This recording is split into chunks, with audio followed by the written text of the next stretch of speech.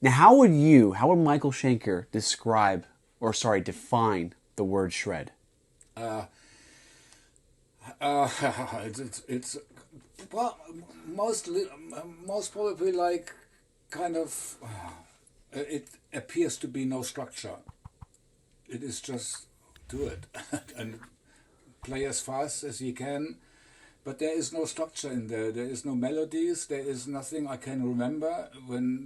It's all just looks sensational and it.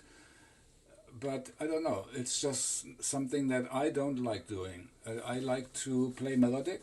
I like to have a bit of taste in it all. I really don't know where the word shred comes from. I don't know what it is, but maybe many shredders actually picked up of my guitar playing, so that kind of doesn't make sense in a way. But I heard some live things that I did when I was, I used to play so hard, much harder than I had to. I would like hold my breath and almost faint while I'm playing, and I would not know where I was, what I'm doing, completely gone. But I heard some things, and it sounds like sometimes, really kind of almost like it wasn't shredding, but and especially when I did it, because that was all there was. There was no future like today yet. But I think what people picked up is not what I was doing, but that's what they got from it. Right. So, for instance, Kirk Hammett, when I was doing Lonesome Crow, I was 15 years old, Kirk Hammett actually adapted my vibrato that was not at all developed. I was starting to get somewhere, but he must have liked that vibrato and he took it and he's still using that vibrato when I heard what he did. And so, but my vibrato over the years, every album I developed and the vibrato became more relaxed, more smooth. It just kind of shaped into better quality.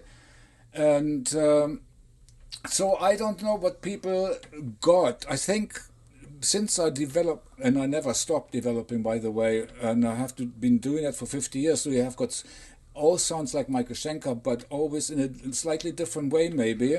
So different generations, different people adapted from different development periods of my playing. So it just, some people got influenced, at Fawcett, some people got influenced the later state, but they all adapted my latest development, more or less.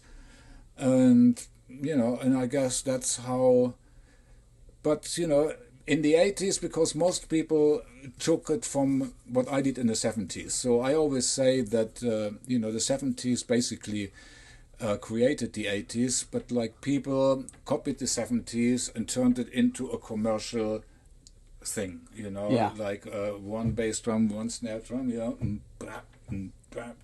so like disco music, commercial for everybody to understand. And, of course, many people thought, oh, that's easy, I can do that. And that's how you got all these people in, It was easy to do. 70s was a bit more, you had to, self-express. It was more like improvisation. Every drummer was playing as crazy as possible. Right. John Bonham, And so amazing, just amazing. But then the 80s, it just became very straight for everybody to understand. And I guess the 80s created lots of musicians because everybody thought, I can do that, Right. They didn't want to know about complicated stuff. Yeah, it's not as bad as today, though. Now everybody thinks they can do everything.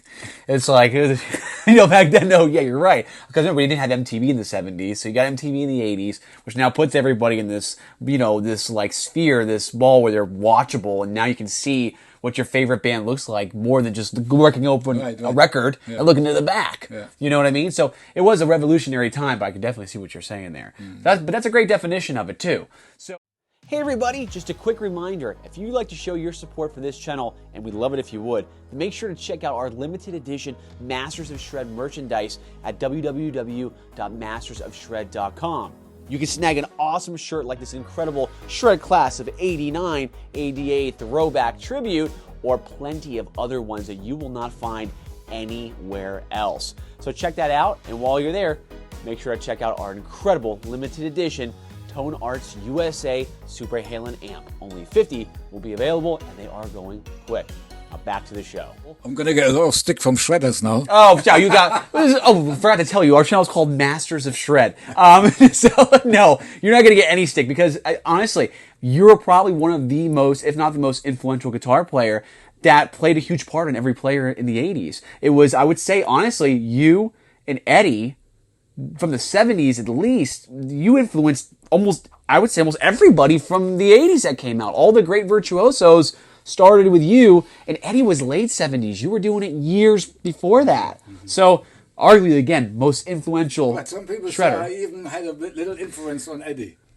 100, I can see it all day, yes. Yes, absolutely. I never knew I had any influence on anybody because I wasn't listening to music. I was told in the 90s that what happened. Well, but really? yeah. All of a sudden, there was like, all these names coming out. They all kept their mouth shut, huh? I didn't even know they know me.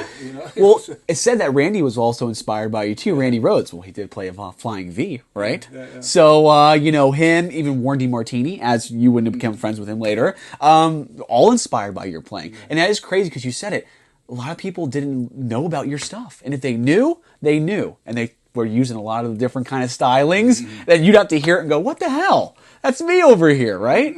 So it's a crazy outlook, but it's really an honor to have you on this show. But luckily, I didn't listen to music, so I wasn't. Didn't have a chance to get that annoyed. Right? You didn't. That's a good thing to do. Also, if you did, it may start to influence you. And I've heard some people say, I purposely will not listen to music because then I'll start playing some other things, not wanting to, but I just do it. Yeah. So you're at that time where you trained your own ear. Right? Which is pretty remarkable and very cool. So, again, thank you for being on this show. Thank you. Absolute honor. Michael Schenker, folks. Pages in Time. That's where it's at. Check out our official merch, mastersofshred.com. Check out the Super Halen amp. Thank you guys for joining us. And stay tuned for more episodes of Pages in Time aboard the 2025 Monsters of Rock cruise.